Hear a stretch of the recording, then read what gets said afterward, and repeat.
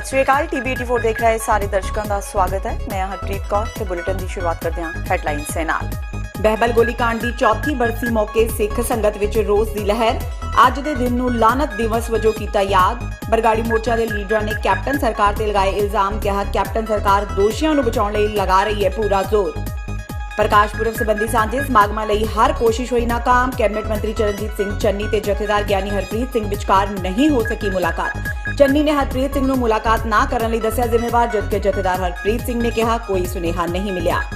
सुखबीर बादल का दावा 2022 विच अकाली सरकार बनाउण तो बाद दाखा दे विकास लई ट्रक भर के नोट भेजणगे। कैप्टन सरकार नूं लिया लम्मे हत्थीं। परमजीत सिंह सरना ने जथेदार हरप्रीत सिंह दे पाकिस्तान दूसरा नगर कीर्तन ना भेजण दे फैसले नूं सलाहिया। हरसिमरत कौर बादल वल्लों प्रधानमंत्री नरेंद्र मोदी दे SGPC दी स्टेज ते जाण नूं लैके दित्ते बयानां दी सरना ने कीती निखेधी। ते मुल्लापुर दाखा दस्तार मामले विच कैबिनेट मंत्री भारत भूषण आशू ते कुटमार दे इल्जाम लगाउण वाले गुरसेवक सिंह खिलाफ ही पुलिस ने कीता पर्चा दर्ज। परिवार ते सिख संगत विच रोस। गुरसेवक सिंह दे ककारां दी भी कीती सी बेदबी। ते हुणे ने खबरां दा विस्तार। श्री गुरु ग्रंथ साहिब जी की बेदबी तो बाद वापरे कोटकपूरा ते बहबल कलां गोली कांड नूं अज पूरे 4 साल हो गए ने। अज वख-वख सियासी पार्टियां ते धार्मिक संस्थावां वल्लों गोली कांड की चौथी बरसी मनाई गई। इस मौके दुख जाहिर किया गया कि 4 सालों तो बाद भी सूबा सरकार पीड़ित परिवारों को इंसाफ दिवाउण विच सफल नहीं हो सकी। बरगाड़ी मोर्चा के लीडरां ने इल्जाम लगाया कि कैप्टन सरकार दोषियों को बचाउण लई पूरा जोर लगा रही है। तुहानूं दस दईए कि 14 अक्तूबर 2015 नूं बहबल कलां विच पुलिस के तशद्दद खिलाफ शांतमई रोस धरना दे रही सिख संगत उपर गोली चला के पुलिस ने पिंड बहबल कलां दे वसनीक गुरजीत सिंह ते कृष्ण भगवान सिंह दा कतल कर दिता सी। इस तों पहलां वापरे कोटकपूरा गोलीकांड विच 44 सिख जख्मी हो गए सन। संगत ने शांतमई ढंग नाल इत्थे अमृत वेले बैठ के नितनेम करदियां ये रोस जताया और कहा कि उन्हां जालमां नूं लभो जिन्हें साडे सतगुरु की बेअदबी की है। तां उदों बादल किया ने बाबर बन के जकरिया बन के पुलिस दे राही साडे ते तशद्दद किया और साडे 2 नौजवान शहीद किए। बहबल कलां दे विच बहुत सारे फट्टड़ कर दिते वीर। असीं जिवें पिछले साल ये लाणत दिहाड़ा बिल्कुल उस तरह अज ये लाणत दिहाड़ा मनाया। दसना चाहना कि पंजाब के लोग ना तो 78 भुले आ, ना 84 भुले आ, ना 47 भुले ते ना होने वाली बेअदबी भुले आ। सो कैप्टन अमरिंदर सिंह तुसीं जाग जाओ ते इन्हां जिहड़े बेअदबी कराउण दे पिछे जिहड़ा जनरल डायर सी उहनूं फड़ के अंदर दिओ तां ही साडे जख्मां ते गुरु नानक नाम लेवा संगत है। एक गुरु ग्रंथ साहिब महाराज जी दा संदेश सारिਆਂ ਲਈ ਸਾਂਝਾ है। सो ये सारे पंजाबियों की मंग है, दुनिया दे विच बैठे पंजाबी की मंग है। जिहड़ा भी ये जनरल डायर सी जिन्हें ये बेअदबी करवाई, बेअदबी करने वालों को बचाने की कोशिश की, बेअदबी के खिलाफ प्रदर्शन करने वालों को कतल कराया, उन्होंने फड़ के अंदर दबा।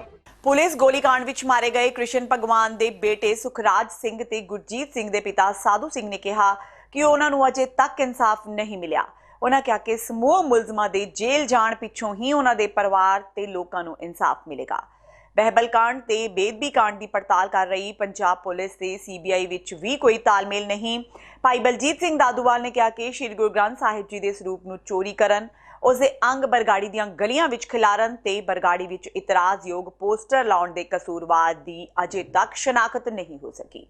इस बारे सुखपाल खैरा ने कहा कि कैप्टन सरकार बादलां नूं बचाउण विच लगी हुई है। छोटा जिहा नौजवान भाई जीत सिंह जिहदे कोटकपूरे दी चौंक विच इत्थे गोली लगी, दस्सिया हुणे कि 2 लाख रुपया दिंदे सी। गरीब आदमी आ बेचारा, इहदे लई 2 लाख रुपया वड्डी रकम आ, पर इहने ठुड्ड मार के उस 2 लाख नूं इहने गवाही दित्ती आ। एक पासे ये लोग ने, एक पासे साडे पंथक प्लेटफॉर्म ते बैठे चेहरे मोरे पंथक। ये तो हुणे किसे एक मेरे वीर ने कहा बहुत अच्छा सुझाव आ कि सानू सब नूं सिक्खी स्वरूप च होना चाहिए। मेरे 100 कमजोरियां ने, पर उन्हां लोकां ने सब कुछ रख के साडे धर्म दी ओह वग्या कीती, सानू ओह नीवा कीता। साडे अकाल तख्त साहब दी जिहड़ी मान ते मर्यादा, अकाल तख्त दा जथेदार तुहाडा की ख्याल है? अजे भाई बलजीत सिंह दादूवाल दे कल्ले दी जिम्मेवारी सी इत्थे बैठना, नवे जथेदार की जिम्मेवारी सी इत्थे बैठदा, गुरु ग्रंथ साहब की आवाज उठाउंदा अगर वो वाकई जथेदार सी। SGPC का प्रधान का फर्ज बनता सी, एक इलैक्टेड बॉडी है सिखां दी, वो इत्थे बैठदा स्टेज ते आण के ਭਾਵੇਂ ਕੋਈ ਬਾਦਲ ਉਹਦਾ ਬੌਸ ਸੀ ਤੇ ਭਾਵੇਂ ਕੋਈ ਹੋਰ ਬੌਸ ਸੀਗਾ, ਉਹ ਕਹਿੰਦਾ ਨਹੀਂ, ਮੈਂ ਕੌਮ ਦੇ ਹਿੱਤ ਵਿੱਚ ਬੈਠ ਕੇ ਕੌਮ ਦੀ ਲੜਾਈ ਲੜ ਕੇ ਕੌਮ ਨੂੰ ਇਨਸਾਫ ਦਿਵਾਉਂਗਾ। ਇਹ ਸਾਡੇ ਨਾਲ ਮਜ਼ਾਕ ਕਰਦੇ ਨੇ, ਕਹਿੰਦੇ ਗੋਲੀਆਂ ਮਾਰ ਗਏ ਅਣਪਛਾਤੀ ਪੁਲਿਸ ਯਾਰ। ਹੋ ਸਕਦੀ ਯਾਰ ਉਹ ਮੇਰੇ ਵੀਰੋ ਪੁਲਿਸ ਅਣਪਛਾਤੀ, ਜਦੋਂ ਇਹਨਾਂ ਨੂੰ ਇਨਸਾਫ ਚਾਹੀਦਾ ਘੰਟਿਆਂ ਵਿੱਚ। ਆ ਮਹਾਰਾਣੀ ਪ੍ਰਨੀਤ ਕੌਰ ਦਾ ਕੋਈ 25 ਲੱਖ ਰੁਪਏ ਦਾ ਕਿਸੇ ਨੇ ਧੋਖਾ ਕੀਤਾ, ਉਹਦੇ ਨਾਲ ਬੈਂਕ ਫਰਾਡ ਕੀਤਾ, ਖਰੇ ਛੱਤੀਸਗੜ੍ਹ ਚੋਂ ਪੰਜਾਬ ਪੁਲਿਸ ਚੁੱਕ ਕੇ ਲਿਆ ਕੇ ਉਹਦੇ ਪੈਸੇ ਵਾਪਸ ਕਰਾਏ, ਉਹਦੀ ਹੱਕ ਰੱਸੀ ਕਰਾਈ। ਇਹਦਾ ਮਤਲਬ ਜੇ ਚਾਹਵੇ ਸਰਕਾਰ ਤਾਂ ਸਭ ਕੁਝ ਹੋ ਸਕਦਾ। ਦਾਖਾ ਵਿਧਾਨ ਸਭਾ ਖੇਤਰ ਵਿੱਚ ਅਕਾਲੀ ਦਲ ਦੇ ਉਮੀਦਵਾਰ ਮਨਪ੍ਰੀਤ ਇਆਲੀ ਦੇ ਪੱਖ ਵਿੱਚ ਚੋਣ ਪ੍ਰਚਾਰ ਕਰਨ ਅੱਜ ਸੁਖਬੀਰ ਬਾਦਲ ਪਹੁੰਚੇ। ਸੁਖਬੀਰ ਬਾਦਲ ਨੇ 2022 ਵਿੱਚ ਅਕਾਲੀ ਸਰਕਾਰ ਬਣਾਉਣ ਦਾ ਦਾਅਵਾ ਕਰਦਿਆਂ ਕਿਹਾ ਕਿ ਸਰਕਾਰ ਬਣਨ ਮਗਰੋਂ ਉਹ ਦਾਖਾ ਦੇ ਵਿਕਾਸ ਲਈ ਟਰੱਕ ਭਰ ਕੇ ਨੋਟ ਭੇਜਣਗੇ। ਇਸ ਮੌਕੇ ਸੁਖਬੀਰ ਬਾਦਲ ਨੇ ਕਾਂਗਰਸ ਨੂੰ ਚੰਗੇ ਰਗੜੇ ਲਗਾਏ। ਦਾਖਾ ਦੇ ਪਿੰਡ ਬੱਦੋਵਾਲ ਵਿੱਚ ਅਕਾਲੀ ਦਲ ਦੇ ਪ੍ਰਧਾਨ ਸੁਖਬੀਰ ਬਾਦਲ ਨੇ ਕਿਹਾ ਕਿ ਕਾਂਗਰਸ ਸ਼੍ਰੀ ਅਕਾਲ ਤਖਤ ਸਾਹਿਬ ਤੇ ਤੋਪਾਂ ਤੇ ਟੈਂਕਾਂ ਨਾਲ ਹਮਲਾ ਕਰ ਸਕਦੀ ਹੈ ਤਾਂ ਉਹਨਾਂ ਲਈ ਕਿਸੇ ਦੀ ਵੀ ਪੱਗ ਲਾਣਾ ਕੋਈ ਵੱਡੀ ਗੱਲ ਨਹੀਂ। ਉਹ ਕਾਂਗਰਸੀ ਮੰਤਰੀ ਭਾਰਤ ਭੂਸ਼ਣ ਆਸ਼ੂ ਨਾਲ ਝੜਪ ਦੌਰਾਨ ਸਿੱਖ ਨੌਜਵਾਨ ਦੀ ਪੱਗ ਲੈਣ ਬਾਰੇ ਟਿੱਪਣੀ ਕਰ ਰਹੇ ਸਨ। ਕਾਬਿਲੇ ਗੌਰ ਹੈ ਕਿ ਇਸ ਸਮੇਂ ਸੂਬੇ ਵਿੱਚ 4 ਵਿਧਾਨ ਸਭਾ ਹਲਕਿਆਂ ਵਿੱਚ ਜ਼ਿਮਨੀ ਚੋਣਾਂ 21 ਅਕਤੂਬਰ ਨੂੰ ਹੋਣੀਆਂ ਨੇ। ਇਹਨਾਂ ਨੂੰ ਲੈ ਕੇ ਸੂਬੇ ਵਿੱਚ ਹਰ ਪਾਰਟੀ ਵੱਲੋਂ ਆਪੋ ਆਪਣੇ ਉਮੀਦਵਾਰ ਲਈ ਚੋਣ ਪ੍ਰਚਾਰ ਕੀਤਾ ਜਾ ਰਿਹਾ ਹੈ। ਆਪਣੀ ਸਰਕਾਰ ਦੇ ਕੰਮ ਤੇ ਵਿਰੋਧੀ ਧਿਰ ਦੀਆਂ ਕਮੀਆਂ ਖੂਬ ਗਿਣਵਾਈਆਂ ਜਾ ਰਹੀਆਂ ਨੇ। ਬੜੀ ਸ਼ਰਮ ਦੀ ਗੱਲ ਹੈ ਜਿਵੇਂ ਗੁਰਸਿੱਖ ਦੇ ਉਹਨਾਂ ਨੇ ਪੱਗ ਲਾਈ, ਉਹਨਾਂ ਦੇ ਬਾਲਾਂ ਦੀ ਬੇਅਦਬੀ ਕੀਤੀ। ਆ ਕਾਂਗਰਸ ਦੀ ਸੋਚ ਹੀ ਹੈ ਜੀ। ਇਹ ਤੁਸੀਂ ਦੇਖੋ ਜਿਹੜੀ ਪਾਰਟੀ ਟੈਂਕਾਂ ਤੋਪਾਂ ਨਾਲ ਗੁਰੂ ਘਰ ਤੇ ਹਮਲਾ ਕਰ ਸਕਦੀ ਹੈ ਤੇ ਆ ਤਾਂ ਇਹਨਾਂ ਵਾਸਤੇ ਕੁਝ ਵੀ ਨਹੀਂ ਹੈ। ਸ਼੍ਰੀ ਗੁਰੂ ਨਾਨਕ ਦੇਵ ਜੀ ਦੇ 550ਵੇਂ ਪ੍ਰਕਾਸ਼ ਪੁਰਬ ਸੰਬੰਧੀ ਸਾਂਝੇ ਸਮਾਗਮਾਂ ਲਈ ਪੰਜਾਬ ਸਰਕਾਰ ਦੀ ਆਖਰੀ ਕੋਸ਼ਿਸ਼ ਵੀ ਨਾਕਾਮਯਾਬ ਹੋ ਗਈ ਹੈ। ਕੈਬਨਿਟ ਮੰਤਰੀ ਚਰਨਜੀਤ ਸਿੰਘ ਚੰਨੀ ਅੱਜ ਸ਼੍ਰੀ ਅਕਾਲ ਤਖਤ ਸਾਹਿਬ ਦੇ ਕਾਰਜਕਾਰੀ ਜਥੇਦਾਰ ਗਿਆਨੀ ਹਰਪ੍ਰੀਤ ਸਿੰਘ ਨਾਲ ਮੁਲਾਕਾਤ ਕਰਨ ਪਹੁੰਚੇ ਸੀ, ਪਰ ਉਹਨਾਂ ਨੂੰ ਖਾਲੀ ਹੱਥ ਮੁੜਨਾ ਪਿਆ। ਸਰਕਾਰ ਵੱਲੋਂ ਬਣਾਈ ਗਈ ਮੰਤਰੀਆਂ ਦੀ ਕਮੇਟੀ ਦੇ ਮੈਂਬਰ ਚਰਨਜੀਤ ਸਿੰਘ ਚੰਨੀ ਅੱਜ ਕੈਪਟਨ ਦਾ ਸੁਨੇਹਾ ਲੈ ਕੇ ਸ਼੍ਰੀ ਅਕਾਲ ਤਖਤ ਸਾਹਿਬ ਦੇ ਜਥੇਦਾਰ ਕੋਲ ਪਹੁੰਚੇ ਸੀ, ਪਰ ਜਥੇਦਾਰ ਨਾਲ ਮੁਲਾਕਾਤ ਨਹੀਂ ਹੋ ਸਕੀ। ਚੰਨੀ ਨੇ ਕਿਹਾ ਕਿ ਸਰਕਾਰ ਫਿਰ ਤੋਂ ਕੋਸ਼ਿਸ਼ ਕਰ ਰਹੀ ਹੈ ਕਿ ਐਸਜੀਪੀਸੀ ਨਾਲ ਰਲ ਕੇ ਸੁਲਤਾਨਪੁਰ ਲੋਧੀ ਵਿਖੇ ਸਮਾਗਮ ਕਰਵਾਏ ਜਾਣ। ਇਸ ਲਈ ਸ਼੍ਰੀ ਅਕਾਲ ਤਖਤ ਰਾਹੀਂ ਐਸਜੀਪੀਸੀ ਨਾਲ ਇਸ ਮਸਲੇ ਨੂੰ ਹੱਲ ਕਰਨ ਦੀ ਕੋਸ਼ਿਸ਼ ਕੀਤੀ ਗਈ ਸੀ। ਚੰਨੀ ਨੇ ਕਿਹਾ ਕਿ ਮਾਮਲੇ ਦੀ ਅਗਲੀ ਕਾਰਵਾਈ ਕੈਪਟਨ ਅਮਰਿੰਦਰ ਸਿੰਘ ਨਾਲ ਵਿਚਾਰ ਕਰਕੇ ਹੀ ਕੀਤੀ ਜਾਵੇਗੀ। ਮੈਂ ਬਕਾਇਦਾ ਟਾਈਮ ਲੈ ਕੇ ਅਸੀਂ ਅੱਜ ਅੰਮ੍ਰਿਤਸਰ ਸਾਹਿਬ ਗਏ ਸੀ ਤੇ ਲੇਕਿਨ ਅਕਾਲ ਤਖਤ ਸਾਹਿਬ ਦੇ ਜਥੇਦਾਰ ਸਾਹਿਬ ਉੱਥੇ ਪਹੁੰਚ ਨਹੀਂ ਸਕੇ। ਹੁਣ ਉਹਨਾਂ ਨੇ ਸਾਨੂੰ ਕੱਲ ਨੂੰ 8 ਵਜੇ ਦਾ ਫਿਰ ਟਾਈਮ ਦਿੱਤਾ। ਮੈਂ ਅੱਜ ਰਾਤ ਨੂੰ ਫਿਰ ਵਾਪਸ 8 ਵਜੇ ਕੱਲ ਸਵੇਰੇ ਮਿਲਣ ਵਾਸਤੇ ਜਾ ਰਿਹਾ। ਮੈਂ ਫਿਰ ਐਸਜੀਪੀਸੀ ਨੂੰ ਬੇਨਤੀ ਕਰਨਾ ਚਾਹੁੰਦਾ ਹਾਂ, ਖਾਸ ਤੌਰ ਤੇ ਐਸਜੀਪੀਸੀ ਨੂੰ ਪਿੱਛੋਂ ਚਲਾ ਰਹੇ ਅਕਾਲੀ ਦਲ ਦੇ ਲੀਡਰ ਸਾਹਿਬਾਨ ਨੂੰ ਬੇਨਤੀ ਕਰਨਾ ਚਾਹੁੰਦਾ ਹਾਂ ਕਿ ਗੁਰੂ ਸਾਹਿਬ ਨੇ ਸਾਂਝੀਵਾਲਤਾ ਦਾ ਸੰਦੇਸ਼ ਦਿੱਤਾ ਹੈ, ਉਸ ਸੰਦੇਸ਼ ਤੇ ਚੱਲ ਕੇ ਆਪਾਂ ਸਟੇਜ ਲੱਗ ਚੁੱਕੀ ਹੈ। ਨਵੀਂ ਸਟੇਜ ਦੇ ਵਿੱਚ ਘੱਟੋ ਘੱਟ 10-15 ਕਰੋੜ ਰੁਪਇਆ ਖਰਚ ਆਉਣਾ ਹੈ। ਸੰਗਤਾਂ ਦਾ ਪੈਸਾ ਨਾ ਖਰਚ ਕੇ ਜਿਹੜੀ ਸਟੇਜ ਲੱਗ ਚੁੱਕੀ ਹੈ ਉਸ ਤੇ ਜਿਵੇਂ ਮਰਜ਼ੀ ਚਲਾਇਆ ਜਾਵੇ, ਸਾਂਝੇ ਤੌਰ ਤੇ ਚਲਾਇਆ ਜਾਵੇ ਤੇ ਸਾਰੀ ਗੱਲ ਸਾਂਝੇ ਤੌਰ ਤੇ ਚੱਲਣ ਨੂੰ ਤਿਆਰ ਹੈ। ਸਾਡੇ ਵੱਲੋਂ ਬਾਰ-ਬਾਰ ਪਹਿਲ ਕੀਤੀ ਜਾ ਰਹੀ ਹੈ ਕਿ ਸਾਂਝੇ ਤੌਰ ਤੇ ਕੀਤਾ ਜਾਵੇ। ਇਸ ਕਰਕੇ ਸਿਰਫ ਈਗੋ ਸੈਟੀਸਫੈਕਸ਼ਨ ਵਾਸਤੇ ਸੰਗਤਾਂ ਦਾ ਪੈਸਾ ਨਾ ਖਰਾਬ ਕੀਤਾ ਜਾਵੇ, ਵੱਖਰੀ ਸਟੇਜ ਨਾ ਲਾਈ ਜਾਵੇ। ਸਰ ਕੀ ਸਟੇਜ 2 ਹੋਣਗੇ ਜੇ ਗੱਲ ਨਹੀਂ ਬਣਦੀ ਕਿ ਐਸਜੀਪੀਸੀ ਕੈਂਟਰ ਬਕਾਇਦਾ ਪਾਸਪੋਰਟ ਦਿੱਲੀ ਦੇ ਮੁੱਖ ਮੰਤਰੀ ਜੀ ਆਖਰੀ ਮੌਕੇ ਤੱਕ ਕੋਸ਼ਿਸ਼ ਕਰਨਾ ਚਾਹੁੰਦੇ ਹੈ ਕਿ ਸਟੇਜ 1 ਲੱਗੇ। ਉਧਰ ਵਿੱਤ ਮੰਤਰੀ ਮਨਪ੍ਰੀਤ ਬਾਦਲ ਨੇ ਵੀ ਜਥੇਦਾਰ ਸਾਹਿਬ ਨੂੰ ਸਲਾਹ ਦਿੰਦਿਆਂ ਕਿਹਾ ਹੈ ਕਿ ਸਭ ਨੂੰ ਆਪਣਾ ਰਵੱਈਆ ਲਚਕੀਲਾ ਰੱਖਣਾ ਚਾਹੀਦਾ ਹੈ ਤਾਂ ਜੋ ਦੁਨੀਆ ਭਰ ਦੇ ਲੋਕਾਂ ਵਿੱਚ ਕੋਈ ਗਲਤ ਸੰਦੇਸ਼ ਨਾ ਜਾਏ। ਮੈਨੂੰ ਤਾਂ ਕਿਉਂਕਿ ਮੈਂ ਤਾਂ ਇਸ ਮਸਲੇ ਨੂੰ ਨਹੀਂ ਦੇਖਦਾ, ਪਰ ਬਤੌਰ ਪੰਜਾਬੀ ਔਰ ਬਤੌਰ ਸਿੱਖ ਕਿ ਗੁਰੂ ਨਾਨਕ ਸਾਹਿਬ ਦੇ ਦਿਖਾਏ ਹੋਏ ਰਸਤੇ ਤੇ ਚੱਲਣਾ ਤਾਂ ਬਹੁਤ ਦੂਰ ਦੀ ਗੱਲ ਹੈ। ਜੇ ਅਸੀਂ ਲੋਕ ਗੁਰੂ ਨਾਨਕ ਪਾਤਸ਼ਾਹ ਦਾ ਜਿਹੜਾ ਪ੍ਰਕਾਸ਼ ਉਤਸਵ ਹੈ ਉਹਨੂੰ ਵੀ ਰਲ ਕੇ ਨਹੀਂ ਮਨਾ ਸਕਦੇ, ਸੋ ਮੈਨੂੰ ਲੱਗਦਾ ਹੈ ਕਿ ਇਸ ਕੌਮ ਦੀ ਕਿਸਮਤ 'ਚ ਕੋਈ ਖੋਟ ਹੈ, ਕੋਈ ਸਾਡੇ 'ਚ ਕੋਈ ਨੁਕਸ ਹੈ ਕਿ ਅਸੀਂ ਜੇ ਇਸ ਗੱਲ ਤੇ ਵੀ ਅਸੀਂ ਇਕੱਠੇ ਨਹੀਂ ਹੋ ਸਕਦੇ।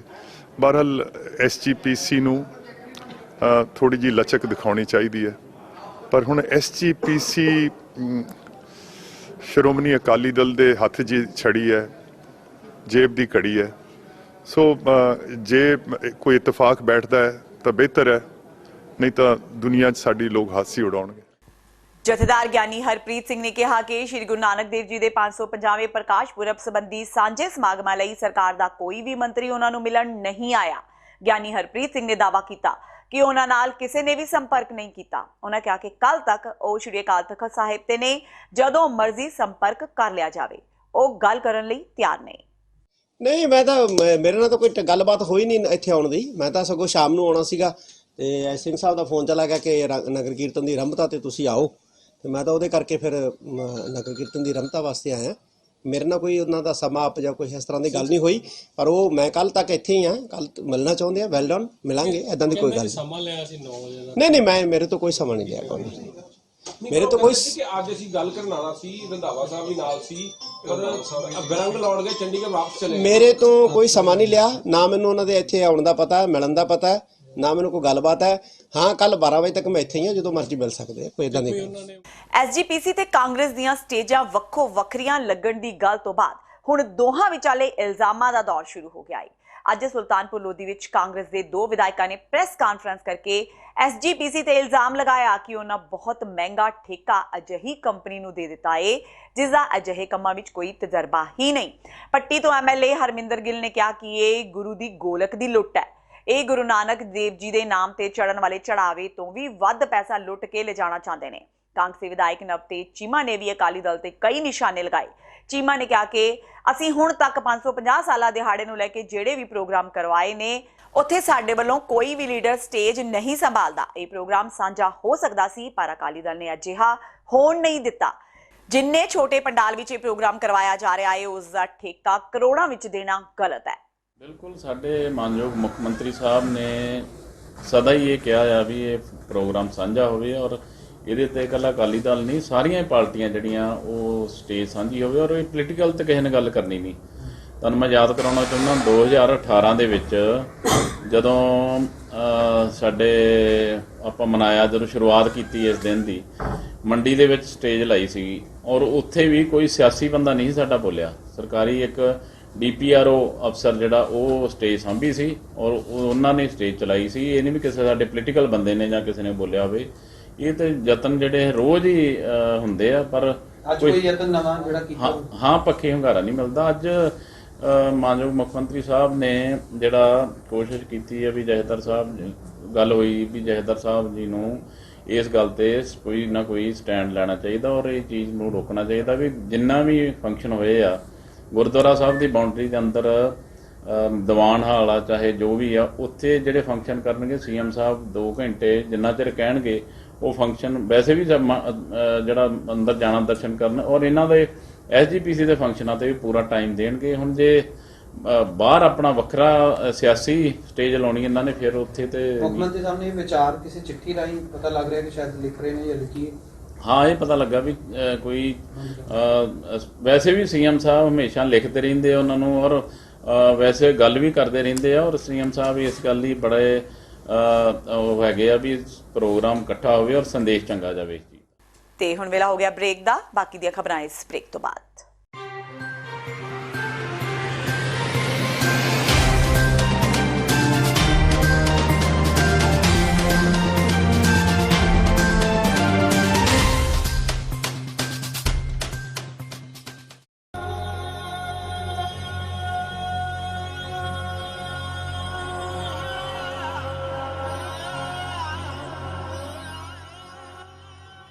ਭਾਖੜਾ ਡੈਮ ਦੇ ਫਲੱਡ ਗੇਟਸ ਖੋਲਣ ਕਾਰਨ ਪੰਜਾਬ ਦੇ ਹਜ਼ਾਰਾਂ ਪਿੰਡ ਪਾਣੀ ਦੀ ਮਾਰ ਹੇਠ ਆਏ। ਹਜ਼ਾਰਾਂ ਏਕੜ ਫਸਲ ਹੋਈ ਤਬਾਹ। ਯੂਨਾਈਟਿਡ ਸਿੱਖਸ ਦੀਆਂ ਟੀਮਾਂ ਸੁਲਤਾਨਪੁਰ ਲੋਧੀ, ਰੋਪੜ, ਲੁਧਿਆਣਾ, ਅਨੰਦਪੁਰ ਸਾਹਿਬ ਅਤੇ ਹੋਰ ਇਲਾਕਿਆਂ ਵਿਖੇ ਪੀੜਤ ਪਰਿਵਾਰਾਂ ਦੀ ਮਦਦ ਵਿੱਚ ਰੁੱਝੀਆਂ ਹੋਈਆਂ ਹਨ। ਲੋਕਾਂ ਨੂੰ ਸਾਫ਼ ਪਾਣੀ, ਸੁੱਕਾ ਰਾਸ਼ਨ ਅਤੇ ਹੋਰ ਜ਼ਰੂਰੀ ਸਮਾਨ ਮੁਹੱਈਆ ਕਰਵਾਇਆ ਜਾ ਰਿਹਾ ਹੈ। ਬਿਮਾਰੀਆਂ ਦੇ ਫੈਲਾਅ ਨੂੰ ਰੋਕਣ ਲਈ ਅਸੀਂ ਪਿੰਡਾਂ ਵਿੱਚ ਮੋਬਾਈਲ ਮੈਡੀਕਲ ਕੈਂਪਸ ਸਥਾਪਿਤ ਕਰਨ ਜਾ ਰਹੇ ਹਾਂ। ਯੂਨਾਈਟਿਡ ਨੇਸ਼ਨਸ ਤੋਂ ਮਾਨਤਾ ਪ੍ਰਾਪਤ ਸਿੱਖ ਜਥੇਬੰਦੀ ਯੂਨਾਈਟਿਡ ਸਿੱਖਸ ਵੱਲੋਂ ਡੁੱਬਦੇ ਪੰਜਾਬ ਨੂੰ ਬਚਾਉਣ ਸਦਕਾ ਤੁਹਾਡੀ ਮਦਦ ਲਈ ਅਪੀਲ ਕੀਤੀ ਜਾਂਦੀ ਹੈ। ਹੇਠ ਦਿੱਤੀ ਜਾਣਕਾਰੀ ਰਾਹੀਂ ਤੁਸੀਂ ਸਾਡੇ ਤੱਕ ਪਹੁੰਚ ਕਰਕੇ ਆਪਣੇ ਦਸਵੰਧ ਨਾਲ ਰਾਹਤ ਕਾਰਜਾਂ ਵਿੱਚ ਹਿੱਸਾ ਪਾ ਸਕਦੇ ਹੋ।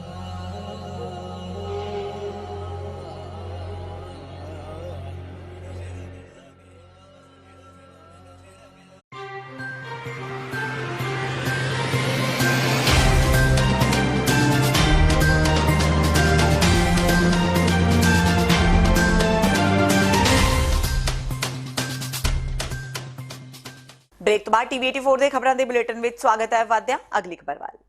ਪ੍ਰਕਾਸ਼ ਦਿਹਾੜੇ ਨੂੰ ਮਨਾਉਣ ਲਈ ਅਜੇ ਵੀ ਅਕਾਲੀ ਦਲ, ਭਾਜਪਾ ਤੇ ਕਾਂਗਰਸ ਦੀ ਅਗਵਾਈ ਵਾਲੀ ਪੰਜਾਬ ਸਰਕਾਰ ਵਿੱਚ ਖਿੱਚੋਤਾਣ ਚੱਲ ਰਹੀ ਹੈ। ਅੱਜ ਐਸਜੀਪੀਸੀ ਵੱਲੋਂ ਕਰਵਾਏ ਗਏ ਪ੍ਰਬੰਧਾਂ ਦਾ ਜਾਇਜ਼ਾ ਲੈਣ ਸੁਲਤਾਨਪੁਰ ਲੋਧੀ ਵਿੱਚ ਸਾਬਕਾ ਅਕਾਲੀ ਮੰਤਰੀ ਬਿਕਰਮ ਸਿੰਘ ਮਜੀਠੀਆ ਪਹੁੰਚੇ। ਉਹਨਾਂ ਕਿਹਾ ਕਿ ਕਾਂਗਰਸ ਦੀ ਪੁਰਾਣੀ ਚਾਲ ਹੈ, ਪਾੜੇ ਪਾਓ ਤੇ ਰਾਜ ਕਰੋ। ਇਸ ਦੇ ਨਾਲ ਹੀ ਉਹਨਾਂ ਕਿਹਾ ਕਿ ਮਰਹੂਮ ਇੰਦਰਾ ਗਾਂਧੀ ਦਾ ਇੱਕ ਮਕਸਦ ਸੀ ਕਿ ਕਿਸੇ ਤਰ੍ਹਾਂ ਸਿੱਖਾਂ ਨੂੰ ਮਾਨਸਿਕ ਸੱਟ ਪਹੁੰਚਾਈ ਜਾਵੇ। ਇਸ ਨੂੰ ਹੁਣ ਕੈਪਟਨ ਪੂਰਾ ਕਰ ਰਹੇ ਨੇ। ਮਜੀਠੀਆ ਨੇ ਕੈਪਟਨ ਸਰਕਾਰ ਤੇ ਤੰਜ ਕੱਸਦਿਆਂ ਕਿਹਾ ਕਿ ਅੱਜਕੱਲ ਕੈਪਟਨ ਤੇ ਉਹਨਾਂ ਦੇ ਵਜ਼ੀਰਾਂ ਵਿੱਚ ਇੰਦਰਾ ਗਾਂਧੀ ਦੀ ਰੂਹ ਆਈ ਹੋਈ ਹੈ। ਕਾਂਗਰਸ ਹਮੇਸ਼ਾ ਸਿੱਖਾਂ ਨੂੰ ਪਾੜਨ ਦੀ ਕੋਸ਼ਿਸ਼ ਕਰਦੀ ਹੈ ਤੇ ਪਹਿਲਾਂ ਵੀ ਕਰਦੀ ਸੀ। ਦਿੱਲੀ ਸਿੱਖ ਗੁਰਦੁਆਰਾ ਮੈਨੇਜਮੈਂਟ ਕਮੇਟੀ ਦੇ ਸਾਬਕਾ ਪ੍ਰਧਾਨ ਪਰਮਜੀਤ ਸਿੰਘ ਸਰਨਾ ਨੇ ਸ਼੍ਰੀ ਅਕਾਲ ਤਖਤ ਸਾਹਿਬ ਦੇ ਫੈਸਲੇ ਦੀ ਸ਼ਲਾਘਾ ਕੀਤੀ ਹੈ। ਉਹਨਾਂ ਕਿਹਾ ਕਿ ਪਾਕਿਸਤਾਨ ਸਰਕਾਰ ਨੇ ਪ੍ਰਕਾਸ਼ ਪੁਰਬ ਤੇ ਇੱਕੋ ਹੀ ਨਗਰ ਕੀਰਤਨ ਦੀ ਇਜਾਜ਼ਤ ਦਿੱਤੀ ਸੀ ਤੇ ਉਸ ਦੀ ਪ੍ਰਧਾਨਗੀ ਉਹਨਾਂ ਨੂੰ ਸੌਂਪੀ ਸੀ, ਪਰ ਦਿੱਲੀ ਦੀ ਕਮੇਟੀ ਉਸ ਵਿੱਚ ਦਖਲਅੰਦਾਜ਼ੀ ਕਰ ਰਹੀ ਸੀ, ਜਿਸ ਤੇ ਜਥੇਦਾਰ ਨੇ ਸਖਤ ਨੋਟਿਸ ਲਿਆ ਤੇ ਸਿਆਸਤ ਤੋਂ ਉੱਪਰ ਉੱਠ ਕੇ ਫੈਸਲਾ ਕੀਤਾ। ਪੱਤਰਕਾਰਾਂ ਨਾਲ ਗੱਲਬਾਤ ਕਰਦਿਆਂ ਹਰਸਿਮਰਤ ਕੌਰ ਬਾਦਲ ਵੱਲੋਂ ਪ੍ਰਧਾਨ ਮੰਤਰੀ ਨਰਿੰਦਰ ਮੋਦੀ ਦੇ ਐਸਜੀਪੀਸੀ ਦੀ ਸਟੇਜ ਤੇ ਜਾਣ ਨੂੰ ਲੈ ਕੇ ਦਿੱਤੇ ਬਿਆਨਾਂ ਦੀ ਸਰਨਾ ਨੇ ਨਿਖੇਧੀ ਕੀਤੀ। ਜਥੇਦਾਰ ਸਾਹਿਬ ਦਾ ਫੈਸਲਾ ਆਪਣੀ ਪਾਰਟੀ ਜਾਂ ਆਪਣੇ ਧੜੇ ਨੂੰ ਖੁਸ਼ ਕਰਨ ਲਈ ਨਹੀਂ ਦਿੱਤਾ ਗਿਆ। ਇੱਕ ਤਾਂ ਸਭ ਤੋਂ ਵੱਡੀ ਗੱਲ ਹੈ ਜਿਹਦੇ ਨਾਲ ਦੁਨੀਆ ਭਰ 'ਚ ਉਹਨਾਂ ਦੀ ਇਸ ਗੱਲ ਦੀ ਸਿਫਤ ਕੀਤੀ ਗਈ ਹੈ। ਜਿਹੜੀ ਦੂਸਰੀ ਸਭ ਤੋਂ ਵੱਡੀ ਗੱਲ ਜਥੇਦਾਰ ਸਾਹਿਬ ਨੇ ਕੀਤੀ ਹੈ ਕਿ ਅਕਾਲ ਤਖਤ ਦੀ ਸੁਪਰਮੇਸੀ ਕਾਇਮ ਕੀਤੀ ਹੈ। ਉਹਨਾਂ ਨੇ 1978 ਤੋਂ ਬਾਅਦ ਫੈਸਲਾ ਲਿਆ ਗਿਆ ਸੀ ਜਦ ਨਿਰੰਕਾਰੀਆਂ ਨੂੰ ਪੰਥ ਚੋਂ ਖਾਰਜ ਕੀਤਾ ਗਿਆ ਸੀ। 22 ਤੇ 41 ਸਾਲ ਬਾਅਦ ਮੌਜੂਦਾ ਜਥੇਦਾਰ ਹਰਪ੍ਰੀਤ ਸਿੰਘ ਹੋਰਾਂ ਨੇ ਇਹ ਫੈਸਲਾ ਅਕਾਲ ਤਖਤ ਵੱਲੋਂ ਹੀ ਸੁਣਾਤਾ ਵੀ ਨਗਰ ਕੀਰਤਨ 21 ਜਾਏਗਾ ਔਰ 28 ਅਕਤੂਬਰ ਦੇ ਵਿੱਚ ਸਮੂਹ ਸਿੱਖ ਜਗਤ ਇਹਨਾਂ ਨੂੰ ਆਪਣਾ ਸਹਿਯੋਗ ਦੇਣ, ਆਪਣੀ ਸ਼ਰਧਾ ਤੇ ਸਤਿਕਾਰ ਭੇਟ ਕਰਨ ਦੇ ਲਈ ਜਿਸ ਜਗ੍ਹਾ ਤੋਂ ਨਗਰ ਕੀਰਤਨ ਜਾਣਾ ਉਸ ਦੇ ਵਿੱਚ ਸ਼ਾਮਲ ਹੋਣਾ। ਮੈਂ ਸਮਝਦਾ ਕਿ ਇਹ ਫੈਸਲੇ ਦੇ ਨਾਲ ਦੋ ਗੱਲਾਂ ਕਰਨ ਤੋਂ ਬਾਅਦ ਅਕਾਲ ਤਖਤ ਦੀ ਮਰਿਆਦਾ ਔਰ ਪਰੰਪਰਾ ਨੂੰ ਜਿਹੜੀ ਠੇਸ ਪੁੱਜੀ ਹੋਈ ਸੀ ਉਹ ਵਾਪਸ ਆਈ। ਦੇਖੋ ਗੱਲ ਹੈ ਕਿ ਜੀ ਇਹ ਹਰਸਿਮਰਤ ਕੌਰ ਜਾਣੇ ਜਾਂ ਮਹਾਰਾਜਾ ਮਨਿੰਦਰ ਸਿੰਘ ਮੁੱਖ ਮੰਤਰੀ ਪੰਜਾਬ ਜਾਣੇ, ਇਹ ਗੱਲ ਹੈਗੀ ਕਿ ਇਹ ਫੈਸਲਾ ਸਰਕਾਰ ਨੇ ਕਰਨਾ ਹੈ, ਸੈਂਟਰ ਦੀ ਸਰਕਾਰ ਨੇ ਕਰਨਾ ਹੈ ਕਿ ਉਹਨਾਂ ਨੇ ਸਟੇਟ ਗਵਰਨਮੈਂਟ ਦੇ ਸਟੇਟ ਫੰਕਸ਼ਨ ਤੇ ਜਾਣਾ ਹੈ ਕਿ ਇੱਕ ਅਕਾਲੀ ਦਲ ਪਾਰਟੀ ਦੇ ਫੰਕਸ਼ਨ ਤੇ ਜਾਣਾ ਹੈ। ਇਹ ਡਿਸੀਜਨ ਉਹਨਾਂ ਦਾ ਹੈ, ਇਹ ਕਿਸੇ ਹੋਰ ਦਾ ਨਹੀਂ ਹੈ। ਇਹ ਫੈਸਲਾ ਉਹਨਾਂ ਨੇ ਲੈਣਾ ਹੈ ਕਿ ਸਟੇਟ ਗਵਰਨਮੈਂਟ ਜਿਹੜਾ ਫੰਕਸ਼ਨ ਮਨਾ ਰਹੀ ਹੈਗੀ ਗੁਰੂ ਨਾਨਕ ਸਾਹਿਬ ਦਾ 550ਵਾਂ ਪ੍ਰਕਾਸ਼ ਉਤਸਵ, ਉਹਨਾਂ ਨੇ ਕਿਹੜਾ ਅਟੈਂਡ ਕਰਨਾ ਹੈ ਫੈਸਲਾ ਸੈਂਟਰ ਦੀ ਸਰਕਾਰ ਦਾ। ਮੈਂ ਇਹਦੇ 'ਚ ਹਾਲੇ ਕੁਝ ਨਹੀਂ ਕਹਿ ਸਕਦਾ। ਹਲਕਾ ਡੇਰਾ ਬਾਬਾ ਨਾਨਕ ਦੇ ਵਿਧਾਇਕ ਤੇ ਕੈਬਨਿਟ ਮੰਤਰੀ ਸੁਖਜਿੰਦਰ ਸਿੰਘ ਰੰਧਾਵਾ ਵੱਲੋਂ ਗੁਰਦੁਆਰਾ ਸ਼੍ਰੀ ਕਰਤਾਰਪੁਰ ਸਾਹਿਬ ਦੇ ਲਾਂਘੇ ਸੰਬੰਧੀ ਤੇ ਸ਼ਤਾਬਦੀ ਸਮਾਗਮਾਂ ਸੰਬੰਧੀ ਉੱਚ ਪੁਲਿਸ ਤੇ ਪ੍ਰਸ਼ਾਸਨਿਕ ਅਧਿਕਾਰੀਆਂ ਨਾਲ ਕੰਮਾਂ ਦਾ ਜਾਇਜ਼ਾ ਲਿਆ ਗਿਆ। ਇਸ ਉਪਰੰਤ ਰੰਧਾਵਾ ਨੇ ਦੱਸਿਆ ਕਿ ਅੱਜ ਦੀ ਮੀਟਿੰਗ ਵਿੱਚ ਗੁਰਦੁਆਰਾ ਸ਼੍ਰੀ ਕਰਤਾਰਪੁਰ ਸਾਹਿਬ ਲਾਂਘੇ ਦੇ ਉਦਘਾਟਨਾਂ ਸੰਬੰਧੀ ਪ੍ਰਬੰਧਾਂ ਦਾ ਜਾਇਜ਼ਾ ਤੇ ਚੱਲ ਰਹੇ ਕੰਮਾਂ ਦੀ ਜਾਣਕਾਰੀ ਲਈ ਗਈ। ਉਹਨਾਂ ਦੱਸਿਆ ਕਿ ਲੈਂਡ ਪੋਰਟ ਅਥਾਰਟੀ ਨੂੰ ਰਹਿੰਦੇ ਕੰਮ ਸਮੇਂ ਸਿਰ ਕਰਨ ਤੇ ਰਹਿੰਦੀਆਂ ਖਾਮੀਆਂ ਨੂੰ ਦੂਰ ਕਰਨ ਲਈ ਕਿਹਾ ਗਿਆ ਹੈ। ਉਹਨਾਂ ਦੱਸਿਆ ਕਿ ਜਿਹੜਾ ਸ਼ਰਧਾਲੂ ਇੱਕ ਵਾਰ ਪਾਕਿਸਤਾਨ ਜਾ ਕੇ ਗੁਰਦੁਆਰਾ ਸ਼੍ਰੀ ਕਰਤਾਰਪੁਰ ਸਾਹਿਬ ਦੇ ਦਰਸ਼ਨ ਕਰਕੇ ਆਵੇਗਾ, 1 ਸਾਲ ਬਾਅਦ ਹੀ ਉਸ ਨੂੰ ਦੂਸਰੀ ਵਾਰ ਜਾਣ ਦੀ ਇਜਾਜ਼ਤ ਮਿਲੇਗੀ। ਉਹਨਾਂ ਕਿਹਾ ਕਿ ਜਿਹੜੇ ਸ਼ਰਧਾਲੂਆਂ ਤੇ ਪਾਕਿਸਤਾਨ ਸਰਕਾਰ ਦਰਸ਼ਨਾਂ ਲਈ ਇਤਰਾਜ਼ ਲਗਾਵੇਗੀ ਉਹ 1 ਮਹੀਨੇ ਬਾਅਦ ਮੁੜ ਦਰਸ਼ਨਾਂ ਲਈ ਅਪਲਾਈ ਕਰ ਸਕਣਗੇ। ਜਿਹੜੀ ਸਭ ਤੋਂ ਮੇਨ ਗੱਲ ਹੈ ਕਿ 30 ਦਿਨ 'ਚ ਸਾਨੂੰ ਅਪਲਾਈ ਕਰਨਾ ਹੋਏਗਾ ਔਰ ਜਿਹੜੇ ਵੀਜ਼ਾ ਜਿਹੜਾ ਹੋਏਗਾ ਉਹਦੇ ਤੇ ਪਾਸਪੋਰਟ ਉੱਤੇ ਸਟੈਂਪ ਨਹੀਂ ਲੱਗੇਗੀ, ਇੱਕ ਸਲਿੱਪ ਮਿਲੇਗੀ। ਉਹਦੇ 'ਚ ਗਵਰਨਮੈਂਟ ਆਫ ਇੰਡੀਆ ਜਿਹੜੀ ਹੈ ਪਾਕਿਸਤਾਨ ਨੂੰ ਫਾਰਵਰਡ ਕਰੇਗੀ। ਉੱਥੋਂ ਸਾਨੂੰ ਇੱਕ ਆਪਣਾ ਪਰਮਿਟ ਟਾਈਪ ਆ ਜਾਏਗੀ ਲੈਟਰ, ਜੋ ਉਹਦੇ 'ਚ ਪਹਿਲਾਂ ਹੀ ਸਾਨੂੰ ਉਹ ਦੱਸ ਦੇਣਗੇ ਕਿ ਆਹ ਬੰਦੇ ਜਿਹੜੇ ਨੇ ਇਹਨਾਂ ਦੇ ਅਸੀਂ ਜਿਹੜੇ ਐਕਸੈਪਟ ਕਰਾਂਗੇ। 10 ਦਿਨ ਪਹਿਲਾਂ ਆ ਜਾਏਗਾ ਔਰ ਉਹਦੇ ਤੇ ਮੋਬਾਈਲ ਤੇ ਜਾਂ ਉਹਨਾਂ ਦੀ ਈਮੇਲ ਤੇ ਉਹਨਾਂ ਦੱਸ ਦਿੱਤਾ ਜਾਏਗਾ ਕਿ ਤੁਹਾਡਾ ਇੰਨੀ ਤਰੀਕ ਨੂੰ ਤੁਹਾਡੀ ਪ੍ਰਪੋਜ਼ਡ ਵਿਜ਼ਿਟ ਹੋਵੇਗੀ ਦਰਬਾਰ, ਤੁਸੀਂ ਕਰਤਾਰਪੁਰ ਸਾਹਿਬ ਦੇ ਦਰਸ਼ਨ ਕਰ ਸਕਦੇ ਹੋ। 4 ਦਿਨ ਪਹਿਲਾਂ ਉਹਨਾਂ ਨੂੰ ਪ੍ਰੋਪਰ ਜਿਹੜੀ ਉਹਨਾਂ ਦੇ ਪਰਮਿਟ ਹੈ ਉਹਨਾਂ ਨੂੰ ਦੇ ਦਿੱਤਾ ਜਾਏਗਾ ਤੇ ਉਹਨਾਂ ਸਾਰਾ ਇੱਕ ਕਿੱਦਾਂ ਅਪਲਾਈ ਕਰਨਾ ਉਹ ਉਸ ਹਿਸਾਬ ਦੇ ਨਾਲ ਵੈਬਸਾਈਟ ਜਿਹੜੀ ਆ ਉਹ ਤਿਆਰ ਹੋ ਕੇ 1 ਅੱਧੇ ਦਿਨ 'ਚ ਉਹ ਆਨਲਾਈਨ ਜਿਹੜਾ ਸਭ ਕੁਝ ਹੋਏਗਾ। ਜਿਹੜੇ ਨਹੀਂ ਕਰ ਸਕਣਗੇ ਉਹ ਪਰਸਨਲੀ ਵੀ ਆਣ ਕੇ ਅਪਲਾਈ ਕਰ ਸਕਦੇ। ਔਰ ਇਹਦੇ 'ਚ ਇੱਕ ਚੀਜ਼ ਹੈ ਕਿ ਜਿਹੜੇ ਬੰਦੇ ਦਾ ਰਿਜੈਕਟ ਹੋ ਜਾਏਗਾ ਉਹਨੂੰ ਇਮੀਡੀਏਟਲੀ ਫਿਰ ਉਹ ਅਪਲਾਈ ਕਰ ਸਕਦਾ। 1 ਮਹੀਨੇ ਬਾਅਦ ਉਹਨੂੰ ਫਿਰ ਦੁਬਾਰਾ ਜਿਹੜਾ ਕਰਨਾ ਪਏਗਾ। ਜਿਹੜਾ ਇੱਕ ਵਾਰ ਜਾਏਗਾ ਉਹਨੂੰ 1 ਸਾਲ ਬਾਅਦ ਫਿਰ ਉਹਨੂੰ ਕੰਸੀਡਰ ਕੀਤਾ ਜਾਏਗਾ। ਜੇ ਉਹ ਦੁਬਾਰਾ ਅਪਲਾਈ ਕਰਦਾ ਉਹਦਾ ਦੇਖ ਲੈਣਗੇ 1 ਸਾਲ ਬਾਅਦ ਉਹ ਅਪਲਾਈ ਕਰ ਸਕਦਾ। ਜਿਹੜੇ ਆਮ ਰੂਟੀਨ 'ਚ 5000 ਸੰਗਤ ਜਾਏਗੀ। ਜਿਸ ਦਿਨ ਕੋਈ ਗੁਰਪੁਰਬ ਹੋਣਗੇ ਜਾਂ ਕੋਈ ਸਪੈਸ਼ਲ ਓਕੇਜ਼ਨ ਹੋਏਗਾ ਉਸ ਦਿਨ 10000 ਜਿਹੜਾ ਸ਼ਰਧਾਲੂ ਉੱਥੇ ਜਾ ਸਕਦੇ। ਮੁੱਲਾਪੁਰ ਦਾਖਾ ਕਾਂਗਰਸ ਦਫ਼ਤਰ ਦੇ ਬਾਹਰ ਕੈਬਨਿਟ ਮੰਤਰੀ ਭਾਰਤ ਭੂਸ਼ਣ ਆਸ਼ੂ ਉੱਤੇ ਕੁੱਟਮਾਰ ਦੇ ਇਲਜ਼ਾਮ ਲਗਾਉਣ ਵਾਲੇ ਪਿੰਡ ਬੱਦੋਵਾਲ ਦੇ ਵਸਨੀਕ ਗੁਰਸੇਵਕ ਸਿੰਘ ਉੱਤੇ ਹੀ ਪੁਲਿਸ ਨੇ ਮਾਮਲਾ ਦਰਜ ਕਰ ਲਿਆ ਹੈ। ਪੁਲਿਸ ਨੇ ਉਸ ਖਿਲਾਫ ਵੱਖ-ਵੱਖ ਧਾਰਾਵਾਂ ਤਹਿਤ ਮਾਮਲਾ ਦਰਜ ਕੀਤਾ ਹੈ। ਨੌਜਵਾਨ ਦੇ ਪਿਤਾ ਨੇ ਦੱਸਿਆ ਕਿ ਉਸ ਨੂੰ ਵੀ ਹਿਰਾਸਤ ਵਿੱਚ ਲੈ ਲਿਆ ਗਿਆ ਸੀ ਤੇ ਰਾਤੀ 1 ਵਜੇ ਛੱਡਿਆ ਗਿਆ। ਮੁੱਲਾਪੁਰ ਦਾਖਾ ਹਲਕੇ ਵਿੱਚ ਪੁਲਿਸ ਵੱਲੋਂ ਬੀਤੇ ਦਿਨ ਕਾਂਗਰਸ ਦਫ਼ਤਰ ਦੇ ਬਾਹਰ ਆਪਣੇ ਨਾਲ ਕੁੱਟਮਾਰ ਕਰਨ ਦੇ ਇਲਜ਼ਾਮ ਲਗਾਉਣ ਵਾਲੇ ਨੌਜਵਾਨ ਉੱਤੇ ਹੀ ਮਾਮਲਾ ਦਰਜ ਕਰ ਲਿਆ ਗਿਆ। ਇਸ ਸੰਬੰਧੀ ਨੌਜਵਾਨ ਗੁਰਸੇਵਕ ਦੇ ਪਿਤਾ ਸੌਦਾਗਰ ਸਿੰਘ ਨੇ ਦੱਸਿਆ ਕਿ ਭਾਰਤ ਭੂਸ਼ਣ ਆਸ਼ੂ ਨੇ ਨੌਜਵਾਨ ਨਾਲ ਕੁੱਟਮਾਰ ਕੀਤੀ ਤੇ ਉਸ ਨੂੰ ਲੱਤਾਂ ਮਾਰੀਆਂ। ਉਹਨਾਂ ਕਿਹਾ ਕਿ ਉਸ ਵੱਲੋਂ ਰੋਕਣ ਉੱਤੇ ਪੁਲਿਸ ਉਸ ਨੂੰ ਵੀ ਨਾਲ ਲੈ ਗਈ। ਸੌਦਾਗਰ ਸਿੰਘ ਨੇ ਕਿਹਾ ਕਿ ਪੁਲਿਸ ਨੇ ਰਾਤ 1 ਵਜੇ ਉਹਨਾਂ ਨੂੰ ਹਿਰਾਸਤ ਵਿੱਚੋਂ ਛੱਡਿਆ। ਇੱਕ ਪਾਸੇ ਜਿੱਥੇ ਗੁਰਸੇਵਕ ਸਿੰਘ ਨੇ ਬੀਤੇ ਦਿਨ ਉਸਦੇ ਕਾਰਾਂ ਦੀ ਬੇਦਬੀ ਕਰਨ ਦੇ ਇਲਜ਼ਾਮ ਲਗਾਏ ਸਨ, ਉੱਥੇ ਹੀ ਦੂਜੇ ਪਾਸੇ ਪੁਲਿਸ ਨੇ ਗੁਰਸੇਵਕ ਸਿੰਘ ਉੱਤੇ ਹੀ ਮਾਮਲਾ ਦਰਜ ਕਰ ਲਿਆ ਹੈ। ਅਸੀਂ ਜੀ ਜੋ ਸਾਡਾ ਪਿੰਡ ਪ੍ਰੋਗਰਾਮ ਸੀ, ਮੰਤਰੀ ਪ੍ਰਗਟ ਸਿੰਘ ਨੇ ਆਉਣਾ ਸੀ ਤੇ ਉਹ ਇਹਨਾਂ ਦਾ ਸਾਡਾ ਪ੍ਰੋਗਰਾਮ ਕਹਿੰਦੇ ਕੈਂਸਲ। ਅਸੀਂ ਇਹਨਾਂ ਦੀ ਰਿਕੁਐਸਟ ਕਰਨ ਆਏ ਤਾਂ ਆਸ਼ੂ ਨੇ ਮੇਰੇ ਲੜਕੇ ਦਾ ਅੰਮ੍ਰਿਤਧਾਰੀ ਕਿਰਪਾਨ ਪਾਈ ਹੋਈ ਆ, ਉਹਦੀ ਪੱਗ ਲਾ ਲਈ ਤੇ ਉਹਦੇ ਕਿਰਪਾਨ ਤੇ ਆਸ਼ੂ ਨੇ ਲੱਤਾਂ ਮਾਰੀਆਂ। ਜਦ ਉਹਨੇ ਨਾ ਛੱਡਿਆ ਤਾਂ ਮੈਂ ਉਹਨੂੰ ਆਸ਼ੂ ਧੱਕਾ ਦੇ ਕੇ ਜੱਫਾ ਪਾ ਲਿਆ ਮੁੰਡੇ ਨੂੰ ਵੀ। ਮੈਂ ਕਿਹਾ ਮੈਨੂੰ ਮਾਰ ਦਿਓ ਪਹਿਲਾਂ, ਮੈਂ ਮੁੰਡੇ ਨੂੰ ਨਹੀਂ ਮਾਰ ਸਕਦਾ। ਤੇ ਚੱਲ ਉਸ ਤੋਂ ਬਾਅਦ ਹਟ ਗਏ, ਲੱਤਾਂ ਵਾਲੀਆਂ ਬਹੁਤ ਮਾਰੀਆਂ ਤੇ ਫਿਰ ਸਾਨੂੰ ਚਲੋ ਅਸੀਂ ਵੀ ਹੱਲਾ ਕਰਨਾ ਸੀਗਾ, ਸਾਡੇ ਨਾਲ ਧੱਕਾ ਹੋਇਆ। ਉਹਨਾਂ ਨੇ ਸੱਕ ਕੇ ਸਾਨੂੰ ਇੱਥੇ ਲਿਆ ਬਾਰਿਆ। ਸਾਰੀ ਦਿਹਾੜੀ ਬੈਠੇ ਰਹੇ, ਰਾਤ 1 ਵਜੇ ਤੇ ਕੁਛ ਮਿੰਟ ਹੋਏ ਸੀਗੇ, ਫਿਰ ਮੈਨੂੰ ਛੱਡਿਆ। ਜਲਾਲਾਬਾਦ ਜ਼ਿਮਨੀ ਚੋਣ ਲਈ ਪ੍ਰਚਾਰ ਲਈ ਆਏ ਕਾਂਗਰਸ ਦੇ ਸੰਸਦ ਮੈਂਬਰ ਮੁਹੰਮਦ ਸਦੀਕ ਨੂੰ ਲੋਕਾਂ ਦੇ ਵਿਰੋਧ ਦਾ ਸਾਹਮਣਾ ਕਰਨਾ ਪਿਆ। ਲੋਕ ਕਾਂਗਰਸ ਸਰਕਾਰ ਨੂੰ ਵਾਅਦੇ ਯਾਦ ਕਰਵਾ ਰਹੇ ਸਨ। ਇਸ ਉੱਤੇ ਸਦੀਕ ਨੇ ਇੰਨਾ ਆਖ ਕੇ ਹੀ ਗੱਲ ਨਿਬੇੜ ਦਿੱਤੀ ਕਿ ਸਾਡੇ ਕੋਲ ਮੁਲਾਜ਼ਮਾਂ ਨੂੰ ਤਨਖਾਹਾਂ ਦੇਣ ਲਈ ਪੈਸਾ ਹੀ ਨਹੀਂ, ਅਸੀਂ ਨੌਕਰੀਆਂ ਕਿੱਥੋਂ ਦਈਏ। ਉਹਨਾਂ ਕਿਹਾ ਕਿ ਕਾਂਗਰਸ ਸਰਕਾਰ ਬਣਨ ਤੋਂ ਪਹਿਲਾਂ ਅਕਾਲੀ ਸਾਰਾ ਪੈਸਾ ਚੁੱਕ ਕੇ ਕੇਂਦਰ ਨੂੰ ਵਾਪਸ ਭੇਜ ਆਏ, ਅਸੀਂ ਹੁਣ ਕੀ ਕਰੀਏ। ਉਹਨਾਂ ਕਿਹਾ ਕਿ ਸੁਖਬੀਰ ਬਾਦਲ 10 ਸਾਲ ਉਪ ਮੁੱਖ ਮੰਤਰੀ ਰਹੇ, ਤੁਸੀਂ ਕਦੇ ਉਸ ਨਾਲ ਅਜਿਹੀਆਂ ਗੱਲਾਂ ਕੀਤੀਆਂ ਨੇ? ਸਿੱਧੀ ਜੀ ਗੱਲ ਇਹ ਹੈ, ਤਲੀ ਤੇ ਸਾਨੂੰ ਕਦੇ ਨਹੀਂ ਜਾਂਦੀ। ਜਦੋਂ ਇਹ ਸਰਕਾਰ ਬਣੀ ਹੈ ਨਾ ਸਾਡੀ 34,000 ਕਰੋੜ ਰੁਪਇਆ ਜਿਹੜਾ ਖਜ਼ਾਨੇ ਚ ਸੀਗਾ ਚੱਕ ਕੇ ਸੁਖਬੀਰ ਉਹਨਾਂ ਨੇ ਸੈਂਟਰ ਨੂੰ ਦਿੱਤਾ।